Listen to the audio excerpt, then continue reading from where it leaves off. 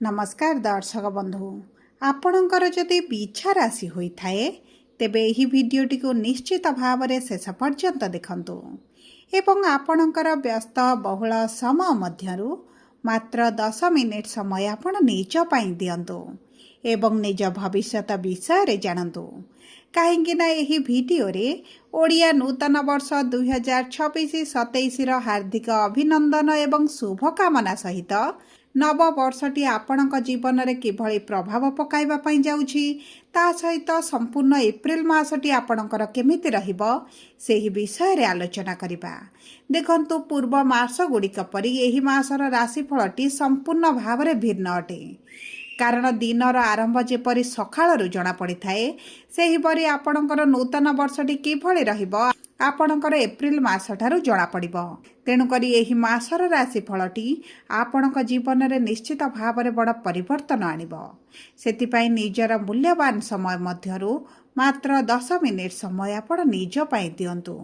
देखंतु एही एप्रिल मासरे 4टी प्रमुख शुभ ग्रह करुछंती परिवर्तन। बुध, शुक्र, सूर्य एवं गुरुक चलन रे हेबाकु जाउछि महापरिवर्तन, जेउ कारणरू भाग्य देव आपणकर साथ एवं पुणी थरे आपणक जीवन रे खुशी फेरिबा पाई जाउछि। कारण एप्रिल मासरे आपणक राशि रे एक राजयोगर संयोग हेबा पाई जाउछि एवं एही तीनोटी शुभ ग्रहक गोचर आपणकर धनर भाव को हेबा कारणरू आपणक आर्थिक स्थिति रे आसीबो बड़ परिवर्तन, जहाद्वारा आपणकर किछि ना किछि तो मनस्कामना अभिलाष पूरण हेबा पाई जाउछि एवं अनेक गुड़िए दिगरु आपणको लाभ प्राप्ति हेबा पाई जाउछि। तेबे आसंतु जानिबा एही एप्रिल मासर केबेठारु केउ क्षेत्र रे एवं की प्रकार परिवर्तन हेबा पाई जाउछि।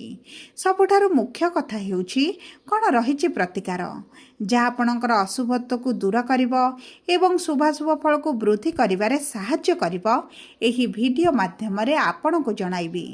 किंतु वीडियोटी आरंभ करिबा पूर्वरु जदि आपणकर भी बिछा राशि होइथाए एवं आपण भी ईश्वर को आंतरिक भक्ति एवं विश्वास करती तेबे वीडियोटी को लाइक करंतु। कमेंट बॉक्स रे जय जगन्नाथ जय माँ लक्ष्मी अवश्य लिखि दियंतु। ता सहित आम सह जोगाजोग करिबा पई वीडियोर मध्य भाग रे एक व्हाट्सएप नंबर टिए दिया जाइछि, जो नंबर साहाय्य आपण आम सहित जोगाजोग करी निजर नूतन कुंडली प्रस्तुत करि परिबे, कुंडली विश्लेषण कराई परिबे किंबा आपणकर चाकरी, विवाह, व्यवसाय, प्रेम संपर्क, शिक्षा, स्वास्थ्य को नहीं किछि समस्या रहिछि ताहार सहजरे एवं स्वल्प मूल्य रे समाधान करि परिबे। सेतिपई आपण आम सह वीडियोर शेष पर्यंत जोड़ी होई रुहंतु एवं व्हाट्सएप नंबर माध्यम रे आम सह जोगाजोग करी खूब कम मूल्य रे आपणकर समस्यार समाधान करंतु। एबे आसंतु कार्यक्रमटी को आग को बढ़ाइबा एवं जानिबा आपणकर बिछा राशि हेले मध्य नक्षत्र अनुसार आपणकर केउ क्षेत्र गुड़िक अधिक प्रभावित हेबो एवं केउ क्षेत्र गुड़िक आपणको टिके अधिक सचेतन रहिबा को पड़िबो। देखंतु बिछा राशि र तीनोटी नक्षत्र रहिताए, विशाखा बिछा, अनुराधा बिछा एवं ज्येष्ठा बिछा राशि।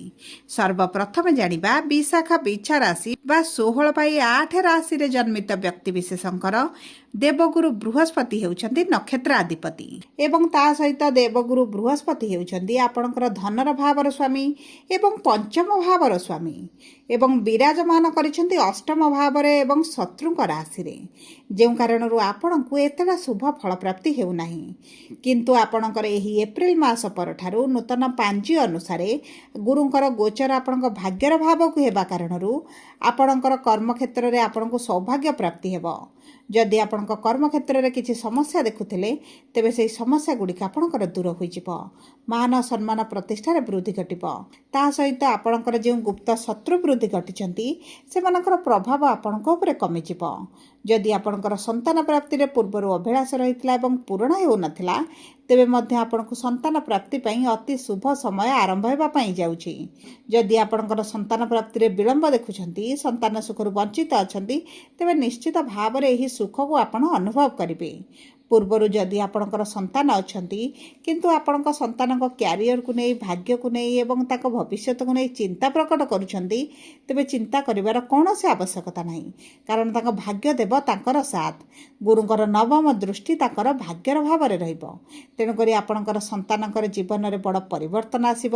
ଯଦି ଆପଣଙ୍କର ସନ୍ତାନ ପୂର୍ବରୁ ଆପଣଙ୍କଠାରୁ ଦୂରରେ ରହିଛନ୍ତି, ମନମାଳିନ ମତଭେଦ ଚାଲୁଛି, ତେବେ ମଧ୍ୟ ପୁନର୍ବାର ଆପଣ ଏକତ୍ର ହୋଇପାରନ୍ତି।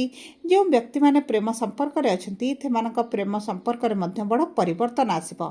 ଯଦି ଆପଣଙ୍କର ପ୍ରେମ ସମ୍ପର୍କରେ ବ୍ରେକଅପ୍ ଭଳି ପରିସ୍ଥିତି ହୋଇଛି, ତେବେ ଚିନ୍ତାର କୌଣସି ବିଷୟ ନାହିଁ। ଉଭୟ ଯଦି ବିବାହ ପାଇଁ ମନସ୍ଥ କରନ୍ତି, ତେବେ ଆପଣଙ୍କର ବିବାହ ହୋଇଯିବ। ତା ସହିତ ଦେଖନ୍ତୁ, ଯେଉଁମାନେ ଦ୍ୱିତୀୟ ବିବାହ କରିବା ପାଇଁ ଚାହୁଁଥିଲେ ସେମାନଙ୍କ ପାଇଁ ମଧ୍ୟ ଭଲ ସମୟ ରହିଛି। ଏବଂ ସବୁଠାରୁ ବଡ଼ କଥା ହେଉଛି, ବିଦ୍ୟାର୍ଥୀମାନଙ୍କ ଜୀବନରେ ବଡ଼ ପରିବର୍ତ୍ତନ ଆସିବ। ଆପଣଙ୍କ ଶିକ୍ଷା ସମ୍ବନ୍ଧିତ ଯେକୌଣସି ବଡ଼ ନିଷ୍ପତ୍ତି ନେବେ, ତାହା ଆପଣଙ୍କ ପାଇଁ ଶୁଭଦାୟକ ରହିବ। ଏବଂ ଆପଣ ଯଦି ସରକାରୀ ଚାକିରି ପାଇଁ ପରୀକ୍ଷା ଦେଉଛନ୍ତି, ଇଣ୍ଟରଭ୍ୟୁ ଦେଉଛନ୍ତି, ତେବେ ଆପଣଙ୍କୁ ସୁଫଳ ପ୍ରାପ୍ତି ହେବାର ସମ୍ଭାବନା ବହୁତ ଅଧିକ ରହିଛି। ସରକାରୀ ଚାକିରିର ଯୋଗ ବନୁଛି। ଏବଂ ଯଦି ଆପଣ ପୂର୍ବରୁ ସରକାରୀ ଚାକିରି କରିଛନ୍ତି, ତେବେ କିଛି ନା କିଛି ଗ୍ରୋଥ୍ ଆପଣ ନିଶ୍ଚିତ ଭାବରେ ଦେଖିବେ। ଏବେ ଆସନ୍ତୁ ଜାଣିବା ଅନୁରାଧା ବିଛା ରାଶିର ବ୍ୟକ୍ତିବିଶେଷଙ୍କର 17/8 ଜନ୍ମିତ ବ୍ୟକ୍ତିବିଶେଷଙ୍କର ନକ୍ଷତ୍ରାଧିପତି ହେଉଛନ୍ତି ଶନି। ଏବଂ ଶନି ବିରାଜମାନ କରିଛନ୍ତି ଆପଣଙ୍କର ପଞ୍ଚମ ଭାବରେ, ଯେଉଁ କାରଣରୁ ସନ୍ତାନ ପ୍ରାପ୍ତିରେ ଆପଣ ସମସ୍ୟା ଦେଖୁଛନ୍ତି।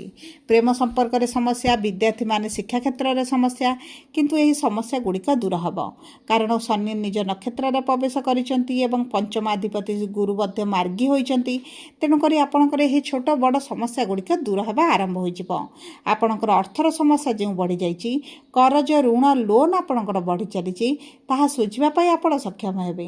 ଆପଣଙ୍କ ପୈତୃକ ସମ୍ପତ୍ତିରୁ ଯଦି ଆପଣଙ୍କୁ ପ୍ରାପ୍ୟ ପ୍ରାପ୍ତ ହେଉନଥିଲା, ତେବେ ଆପଣଙ୍କୁ ପୈତୃକ ସମ୍ପତ୍ତି ମଧ୍ୟ ପ୍ରାପ୍ତ ହୋଇଯିବ।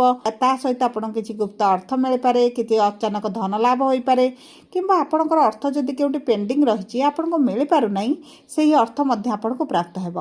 ନୂତନ ଚାକିରିର ବହୁତ ଗୁଡ଼ିଏ ସୁଯୋଗ ଆପଣଙ୍କୁ ପ୍ରାପ୍ତି ହେବ। ନୂତନ ଚାକିରି ହୋଇପାରେ କିମ୍ବା ନୂତନ ବ୍ୟବସାୟ ଯଦି ଆରମ୍ଭ କରିବା ପାଇଁ ଚାହୁଁଛନ୍ତି, ତେବେ ମଧ୍ୟ ଆପଣଙ୍କ ପାଇଁ ବହୁତ ଅଧିକ ଶୁଭଦାୟକ ରହିବ। ଆପଣଙ୍କର ଲାଭରେ ବୃଦ୍ଧି ଘଟିବ। ପୂର୍ବରୁ ଯେଉଁ ମାନ୍ଦା ପରିସ୍ଥିତି ଆପଣ ଦେଖୁଛନ୍ତି, ସେହିସବୁ କ୍ଷେତ୍ରରେ ଆପଣ ସମ୍ପୂର୍ଣ୍ଣ ଭାବରେ ପରିବର୍ତ୍ତନ ଦେଖିବେ। ଏହି ଏପ୍ରିଲ ମାସ 14 ତାରିଖ ପରଠାରୁ ଓଡ଼ିଆ ନୂତନ ବର୍ଷ ଆରମ୍ଭ ହେବା କ୍ଷଣି ଆପଣଙ୍କ ବ୍ୟବସାୟରେ ଆପଣ ନିଶ୍ଚିତ ଭାବରେ ଶୁଭ ପରିବର୍ତ୍ତନ ଦେଖିବେ। ଏବେ ଆସନ୍ତୁ ଜାଣିବା ଜ୍ୟେଷ୍ଠା ବିଛା ରାଶିର ବ୍ୟକ୍ତିବିଶେଷଙ୍କର ବା 18/8 ବ୍ୟକ୍ତିବିଶେଷମାନଙ୍କର ନକ୍ଷତ୍ରାଧିପତି ହେଉଛନ୍ତି ବୁଧ।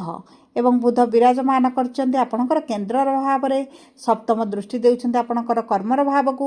ଆପଣଙ୍କର କଥା ମାଧ୍ୟମରେ ମଧ୍ୟ ବହୁତ ଗୁଡ଼ିଏ କାର୍ଯ୍ୟ ହାସଲ କରିନେବେ। ଯଦି ଆପଣଙ୍କର କାର୍ଯ୍ୟ କେଉଁଠି ଫସିକି ରହିଛି, ତାହା ମଧ୍ୟ ଆପଣଙ୍କର ସମାଧାନ ହୋଇପାରେ। ଆପଣଙ୍କର ଦରମା ବୃଦ୍ଧି ଘଟିପାରେ କିମ୍ବା ପ୍ରମୋସନ୍ ହୋଇପାରେ କିମ୍ବା ଟ୍ରାନ୍ସଫର ହୋଇପାରେ, ସିଟ୍ରେ ପରିବର୍ତ୍ତନ ହୋଇପାରେ, ଆପଣଙ୍କୁ ଉଚ୍ଚସ୍ତରୀୟ ସମ୍ମାନିତ ମଧ୍ୟ କରାଯାଇପାରେ, କିଛି ଆୱାର୍ଡ଼ ମିଳିପାରେ, କିଛି ପ୍ରାଇଜ୍ ମିଳିପାରେ, ଯେଉଁ କାରଣରୁ ଆପଣଙ୍କ କର୍ମକ୍ଷେତ୍ରରେ ମାନ ସମ୍ମାନ ବୃଦ୍ଧି ଘଟିବ। ଯେଉଁମାନେ ଶତ୍ରୁ ଥିଲେ ଆପଣଙ୍କ ସହିତ ମିତ୍ରତା କରିବେ। ଏବଂ ଦେଖନ୍ତୁ, ଆପଣ ଯଦି ଶିକ୍ଷକତା କରୁଛନ୍ତି କିମ୍ବା କାଉନ୍ସିଲର ଅଛନ୍ତି, ହିଲର ଅଛନ୍ତି, ଡକ୍ଟର ଅଛନ୍ତି, ଏହିସବୁ କ୍ଷେତ୍ର ଗୁଡ଼ିକରେ ଆପଣଙ୍କୁ ତ ବହୁତ ଅଧିକ ସଫଳତା ପ୍ରାପ୍ତି ହେବ ଏବଂ ଆପଣଙ୍କ ସୁଖ ସୁବିଧାରେ ବହୁତ ଅଧିକ ବୃଦ୍ଧି ଘଟିବ। ମାଆଙ୍କ ସହିତ ଯେଉଁ ଆପଣଙ୍କର ମନମାଳିନ ମତଭେଦ ପରିସ୍ଥିତି ଚାଲିଛି, ମାଆଙ୍କ ସ୍ୱାସ୍ଥ୍ୟର ସମସ୍ୟା ଦେଖୁଛନ୍ତି, ତେବେ ମଧ୍ୟ ଧୀରେ ଧୀରେ ପରିବର୍ତ୍ତନ ହେବା ଆପଣ ଅନୁଭବ କରିବେ। ସବୁଠାରୁ ବଡ଼ କଥା ହେଉଛି, ଯଦି ଆପଣଙ୍କର କିଛି ନୂତନ ଜାଗା, ଘର, ଯାନ, ବାହନ ଏହିଭଳି କିଛି କ୍ରୟ କରିବାର ଯୋଜନା ରଖିଛନ୍ତି, ତେବେ ଆପଣଙ୍କ ପାଇଁ ବହୁତ ଭଲ ସମୟ ରହିଛି। ତା ସହିତ ଯଦି ଆପଣଙ୍କର ବିବାହରେ ବିଳମ୍ବ ଦେଖୁଛନ୍ତି, ବିବାହ ହୋଇପାରୁନାହିଁ, ଆପଣଙ୍କର ବିବାହ ହୋଇଯିବ, ମନପସନ୍ଦର ପ୍ରସ୍ତାବ ସହିତ ହେବ ଏବଂ ଆପଣଙ୍କର ବୈବାହିକ ସମ୍ପର୍କ ମଧ୍ୟ ମଧୁର ରହିବା ପାଇଁ ଯାଉଛି। ଏବଂ ଦେଖନ୍ତୁ, ଆପଣଙ୍କର ପାରିବାରିକ ଜୀବନରେ ସୁଖ ସମୃଦ୍ଧି ବୃଦ୍ଧି ଘଟିବ। ଆପଣଙ୍କ ଜୀବନସାଥୀଙ୍କ ସହିତ ଆପଣ ଦୂରଯାତ୍ରା କରିପାରନ୍ତି। ଯେଉଁମାନେ ବିଦେଶରେ ଅଛନ୍ତି କିମ୍ବା ବିଦେଶ ଯିବାକୁ ଚାହୁଁଛନ୍ତି, ସେମାନଙ୍କ ପାଇଁ ଅତି ଉତ୍ତମ ସମୟ ରହିଛି। ଆପଣଙ୍କର ଯଦି କିଛି ବାଧା ବିଘ୍ନର ସମ୍ମୁଖୀନ ହେଉଥିଲେ, ବିଦେଶ ଯାଇପାରୁନଥିଲେ, ତେବେ ସେହି ସମସ୍ୟା ଗୁଡ଼ିକ ଦୂର ହୋଇଯିବ। ଆପଣଙ୍କ ସ୍ୱାସ୍ଥ୍ୟରେ ଯଦି କିଛି ସମସ୍ୟା ଦେଖୁଥିଲେ, ତେବେ ଆପଣ ସେଥିରେ ମଧ୍ୟ କମି ଦେଖିବେ। କିନ୍ତୁ ସୂର୍ଯ୍ୟ ଆପଣଙ୍କର ଷଷ୍ଠ ଗୃହ ଭାବକୁ ଗୋଚର କରିବା କ୍ଷଣି ଆପଣଙ୍କର ରୋଗ ପ୍ରତିରୋଧକ ଶକ୍ତିରେ କିଛିଟା କମି ଆସିପାରେ, ଯେଉଁ କାରଣରୁ ଥଣ୍ଡା, ଜ୍ୱର, ଖାସ, ସର୍ଦ୍ଦି, ଋତୁକାଳୀନ ସମସ୍ୟାର ସମ୍ମୁଖୀନ ହୋଇପାରନ୍ତି। ସେଥିପ୍ରତି ଟିକେ ସତର୍କ ରହିବେ। ସବୁ ପରେ ଆପଣଙ୍କର ଅଶୁଭତ୍ୱକୁ ଦୂର କରି ଶୁଭାଶୁଭ ଫଳକୁ ବୃଦ୍ଧି କରିବା ପାଇଁ ଆପଣ ପ୍ରତିଦିନ ଗୁରୁଙ୍କର ବୀଜ ମନ୍ତ୍ର 108 ଥର ପାଠ କରନ୍ତୁ। ଗୋମାତାଙ୍କର ସେବା କରନ୍ତୁ। ଶନିଙ୍କ ମନ୍ଦିରରେ ସୋରିଷ ତେଲ କିମ୍ବା ରାଶି ତେଲର ଦୀପ ଜଳାନ୍ତୁ। ଶନିଙ୍କର ବୀଜ ମନ୍ତ୍ର ସନ୍ଧ୍ୟା ସମୟରେ ପାଠ କରନ୍ତୁ।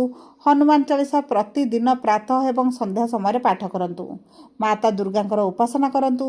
ଯଦି ଆର୍ଥିକ ସମସ୍ୟା ଆପଣଙ୍କର ବଢ଼ିଯାଇଛି ତେବେ ଆପଣ ଶ୍ରୀ ସୂକ୍ତମ ପାଠ କରିଲେ ଆପଣଙ୍କ ପାଇଁ ଶୁଭଦାୟକ ରହିବ। ଯଦି ଆପଣଙ୍କର ବିଛା ରାଶି ହୋଇଥାଏ ଭିଡ଼ିଓଟି କିଭଳି ଲାଗିଲା କମେଣ୍ଟ ବକ୍ସରେ ଲେଖି ଜଣାନ୍ତୁ। ଯଦି ଆପଣଙ୍କ ପ୍ରିୟଜନଙ୍କର ବିଛା ରାଶି ହୋଇଥାଏ ଭିଡ଼ିଓଟି ତାଙ୍କ ସହିତ ସେୟାର କରନ୍ତୁ।